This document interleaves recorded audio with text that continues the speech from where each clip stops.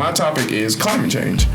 And apparently, there's been a solution for a while that I don't really know how common knowledge this is, but I just stumbled across this video today, and I thought it was incredibly interesting. A great scientist, John Martin, pointed out in 1988, if you take a tiny bit of mineral dust back to the ocean, that will help the plankton bloom and can allow the oceans to remove the vast majority of humanity's carbon dioxide from the atmosphere. That's a few 100,000 tons of iron ore rock dust. Well, Australia sells to China every year 600 million tons of iron ore rock dust. So if we wanted to restore the world's oceans to health and save the world from climate change, we merely need to deploy a team of people with brooms and dust pans to sweep up the dust around the great iron ore shipping ports in Australia. If we use the ocean and the sun to power photosynthesis, we can mitigate climate change. And it won't take decades to do that. It will take mere years. Instead of costing trillions of dollars, it will merely cost millions of dollars. Ocean pasture restoration has the capacity to pull 30 to 35 billion tons of carbon dioxide out of the atmosphere every year and repurpose it into new ocean life.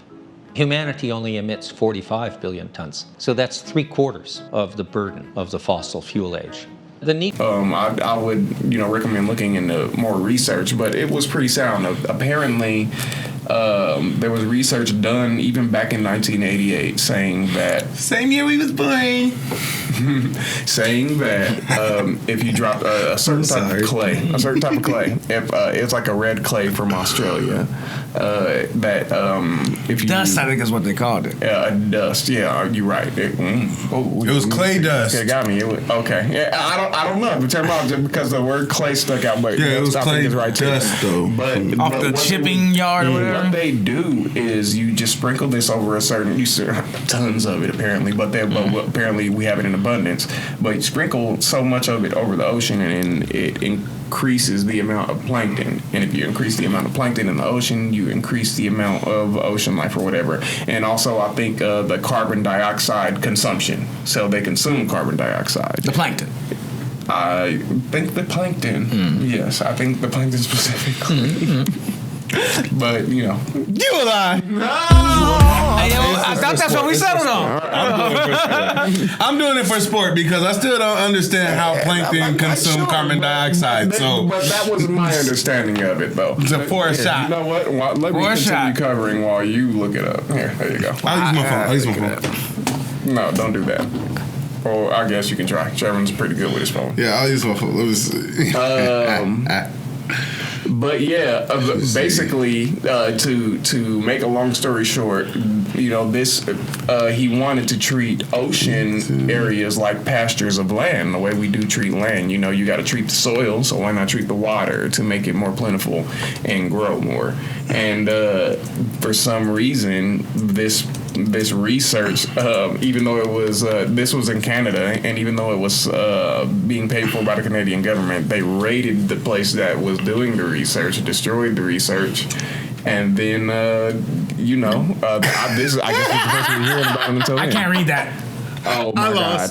Yes, I told you, plankton are not. They're plants, right? No.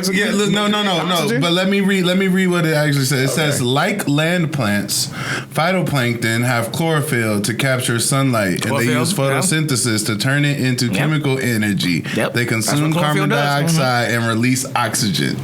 That's what chlorophyll does. That's primordial ooze shit. Like that's there were no plants. That's because plankton had to make the oxygen first. But that's crazy. Yeah, I didn't know that. I did not know that. Wow, that was a good loss. So yeah, very interesting, right? But yeah, that's the basis of the story. Is maybe climate change can be fixed in a matter of a decade. Maybe. What do you think about that? Thanks for watching this clip. Make sure you tune in to the full episode of ULI on YouTube at ULI Podcast or on Apple Podcasts at ULI, and wherever you get your favorite podcast, look for us. Also follow us on IG, on Facebook at ULI Podcast, and join the conversation on Discord. Don't forget to like, share, and subscribe. And remember, ULI!